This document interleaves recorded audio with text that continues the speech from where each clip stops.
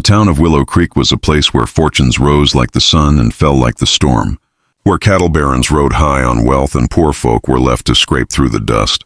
And on one particularly bitter autumn morning, a woman stumbled into town with nothing but threadbare rags on her back, a baby's locket clutched in her trembling hand, and hunger gnawing at her bones. Her name was Clara May, once the daughter of a proud farmer, now reduced to a shadow of herself after disease had taken her kin and fire had taken her home, leaving her with nothing but the will to survive. She stood in front of the mercantile, her face pale, lips cracked, and asked the shopkeep if there was any work at all, even sweeping floors.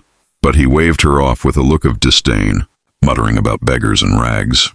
The townsfolk looked on, some with pity, others with judgment, but Clara pressed forward, knocking on door after door, pleading for a chance to earn her bread. When she reached the edge of town, her feet blistered, her eyes wet with defeat, she saw a carriage waiting, fine horses with polished tack, and beside it stood a man whose presence made the air itself still.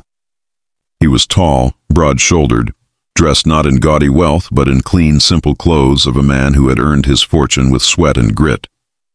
This was James Callahan, the richest rancher in Willow Creek, owner of sprawling lands and herds that stretched as far as the eye could see, yet known just as much for the grief he carried, a widower with 2 little daughters left motherless and heartsick.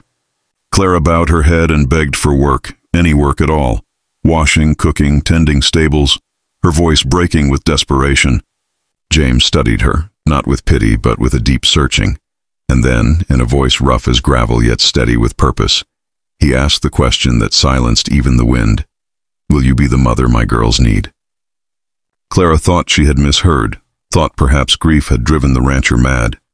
But James's steady eyes told her he was not jesting, and with trembling hands she agreed, not from ambition, but from a place of aching hunger and desperate longing for a chance at belonging again. The ride out to the Callahan ranch was long, the road lined with fences and cattle grazing under the sun, and Clara stared out in awe at the sheer breadth of the land, wondering how such vastness could feel so empty. When they arrived, the house stood proud, a grand ranch home of polished wood and wide porches, but its windows seemed shuttered with silence, its halls cold with loss. The 2 little girls, Emma and Rose, clung to each other on the steps, their dresses neat but their faces somber, and they looked at Clara with eyes too old for their years, eyes that had known too much sorrow. James introduced her not as a servant, not as a charity case, but simply as the woman who will help us, and then left her to the task. Days passed in quiet trial. Clara burned bread, stumbled in chores, and often sat awake at night wondering if she truly belonged. But she did not give up. For every time she saw the hollow grief in Emma's stare or the way little Rose whimpered in her sleep, she remembered James's words. Slowly she mended more than clothes. She mended the rhythm of the house. She brushed the girls' hair, told them stories of wildflowers and fireflies, hummed lullabies she thought she had forgotten.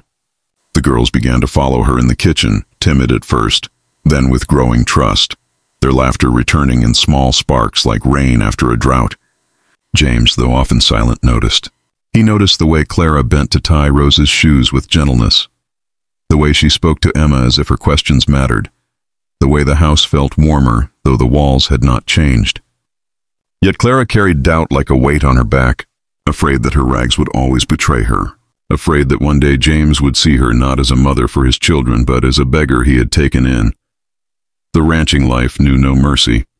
And soon came the season when storms rolled across the plains and fire threatened to undo all a man had worked for. One night, as lightning split the sky and rain pelted the earth in furious sheets, a barn caught fire from a stray strike, flames roaring high, cattle bellowing in panic.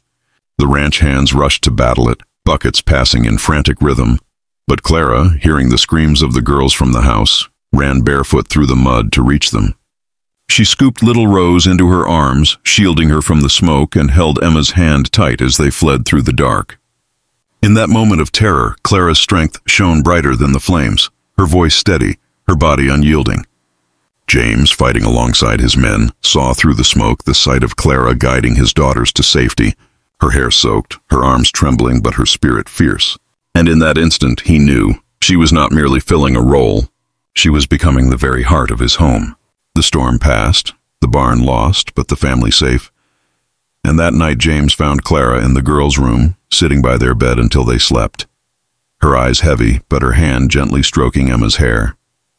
He sat beside her in silence for a long while, then finally spoke, his voice low with gratitude. "You've given them back something I couldn't," he said. "You've given them back their mother's warmth." Clara's eyes welled with tears, for no one had ever spoken to her as if she had worth beyond the ragged clothes on her back. She realized then that perhaps she had found not just work, but a place where she belonged, a place where love could grow again, even in the ashes of loss. Spring came to Willow Creek, and with it new life on the ranch, calves born, fields greening, and laughter returning to the house that had once stood silent. Clara had traded her rags for simple dresses, not bought from wealth but sewn by her own hands, yet James and the girls saw no difference, for it was not the cloth that mattered, but the spirit of the woman who wore it. Emma began to smile again, Rose to sing, and even James, once so burdened with grief, began to laugh at the supper table. His heart no longer weighed down, but lifted by the warmth Clara had kindled.